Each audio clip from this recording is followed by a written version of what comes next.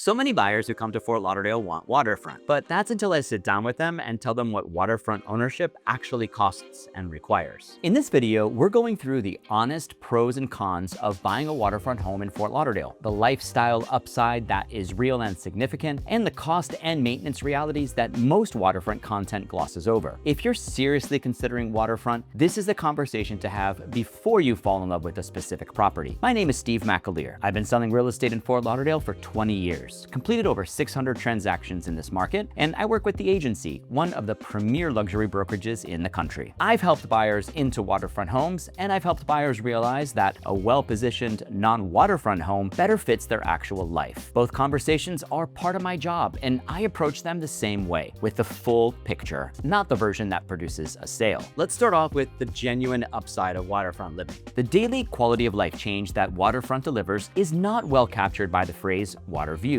What it actually means in practice is this: you wake up and the water is there. You have coffee on the dock before the day starts. On a Saturday morning, you're on a boat before most of your friends are out of bed. You come home from a difficult week, and the visual of open water from your back patio does something to the nervous system that no amount of interior design achieves. These are not abstract lifestyle claims. They are consistent descriptions I hear from buyers who have been living on the water for 2 or 3 years and are reflecting on what changed. The boating access that a private dock provides is functionally different from keeping a boat at a marina. At a marina, using the boat requires planning, driving to the marina, waiting for access, the friction of a facility shared with other boaters. With the dock at your home, the boat is part of your daily environment. You use it more. You use it spontaneously. The barrier between the impulse to go on the water and actually being on the water disappears. For buyers who are serious boaters or who aspire to be, this is the most significant lifestyle difference waterfront delivers, and it's not replicated by any marina arrangement, regardless of how convenient the location. The value retention of Fort Lauderdale waterfront has a track record across multiple market cycles. The supply of ocean access waterfront in the city is physically finite. There will never be more finger isle lots in Las Olas Isles, more deep water intracoastal frontage in Harbor Beach, more new river frontage in Rio Vista. Scarcity with sustained demand is the most durable foundation for long-term value in real estate, and Fort Lauderdale's waterfront has both. Buyers who have held waterfront positions in the core neighborhoods through multiple cycles have consistently outperformed buyers who held non-waterfront at comparable price points. The social dimension of waterfront living in Fort Lauderdale is also real. The boating community that forms around shared waterway access, the neighbors who wave from their docks, the waterfront restaurants you arrive by boat, the Fort Lauderdale International Boat Show that becomes a neighborhood event when you live on the water, creates a social fabric that non-waterfront living in the same city simply doesn't replicate. Next, let's get into the cost of a seawall. The seawall is the retaining structure that separates your property from the water, a vertical wall of concrete or steel sheet pile that prevents the bank from eroding into the canal. Almost every waterfront property in Fort Lauderdale has one, and every seawall has a finite service life that ranges from 20 to 50 years depending on the material, the construction quality, the water conditions, and how well it's been maintained. A seawall that is functioning properly is genuinely invisible. You don't think about it. A seawall that is failing announces itself through visible bowing, cracking of the cap, soil erosion behind the wall visible as sinkholes or depressions in the yard, or tilting of the cap towards the water. By the time the failure is visible, the remediation is urgent and expensive. Seawall replacement on a typical Fort Lauderdale waterfront property runs $50,000 to $100,000 depending on the linear footage and material. And for larger lots with significant frontage, the number can go up to even $250,000. Emergency repairs on a failing seawall, required when the erosion is active and damaging the property, can run $20,000 to $50,000 on top of the eventual full replacement cost. The due diligence instruction is straightforward. Hire a licensed marine contractor or seawall specialist to access the seawall condition during your inspection period, not as part of the general home inspection, but separately. General home inspectors are usually not qualified to assess seawall condition. The specialist will dive into the water and tell you the seawall's approximate age, current condition, remaining service life estimate, and whether any immediate remediation is required. The information is a negotiating input. A seawall with 5 years of remaining life on a property priced at $2.5 million is a negotiating point of real significance. A seawall in excellent condition with 25 years of remaining life is a feature worth noting in your own underwriting of the property. Budget 1.5% to 2% of the seawall replacement cost per year as ongoing maintenance allocation. Routine seawall maintenance, including cap repairs, tieback tightening, monitoring, costs significantly less than emergency remediation and significantly extends the surface life of the structure. The owners who spend $1,500 to $3,000 per year on seawall maintenance spend far less over a 20-year holding period than the owners who ignore it until the failure is visible. The dock is the feature that makes waterfront ownership actually functional. Dock structures in Fort Lauderdale's saltwater environment are subject to accelerated deterioration relative to what buyers from freshwater boating environments expect. Wood dock decking deteriorates faster in salt air and saltwater exposure. Metal components, including cleats, pilings wrapped with metal, hardware, they corrode. Composite decking materials hold up better but carry higher installation costs. The annual maintenance budget for a well-maintained dock in Fort Lauderdale's waterfront environment runs $1,500 to $4,000 per year for routine upkeep, including cleaning, hardware replacement, and minor repairs on a property constructed dock in reasonable condition. Piling replacement is the larger periodic cost. Dock pilings, which are the vertical structural members driven into the canal bottom that support the dock platform, have service lives of 20 to 40 years depending on the material. Concrete pilings have the longest service life. Wood pilings are subject to marine boring organisms that can hollow them out over time. Composite pilings are increasingly common in new construction and renovation. When pilings fail, the dock replacement cost is significant. A full dock rebuild on a standard Fort Lauderdale waterfront property runs $30,000 to $80,000 depending on the size, the material, and whether the project requires permitting for any changes from the existing dock configuration. Dock permits matter, and they're not universally in order on Fort Lauderdale's waterfront properties. Florida and Broward County regulate dock structures: the size, the configuration, the materials, and the relationship to the property's riparian rights. Unpermitted dock additions or modifications are a genuine problem at the time of a sale and a potential liability for the buyer who purchases a property without verifying the permit status. Always have your agent or attorney confirm that the dock structure is fully permitted as it currently exists before you close on a waterfront property. Lift installation. If you want a boat lift to keep a vessel out of the water when not in use, well, that's an additional cost that buyers frequently don't budget for when they're focused on the property acquisition itself. A quality hydraulic boat lift appropriate for a 30 to 40-foot vessel runs $15,000 to $35,000 installed, depending on the capacity and the configuration. If you're purchasing a property that does not currently have a lift and your boating plans require one, that cost belongs in your first year budget. And real quickly, if you're seriously thinking about buying a waterfront property here in Fort Lauderdale, I've put together a great resource for you. It's called the Fort Lauderdale Homebuyer Guide. Inside, you're going to find information about neighborhoods and price points, what to buy and what to consider, and how to move here without second-guessing yourself. It's a great starting point and it's totally free. You can download it using the link in the description. Next, let's go over the environmental conditions that make waterfront living in Fort Lauderdale so great. Salt air is relentless on metal. Exterior fixtures, railings, hinges, locks, HVAC condenser units, outdoor furniture hardware, lighting fixtures,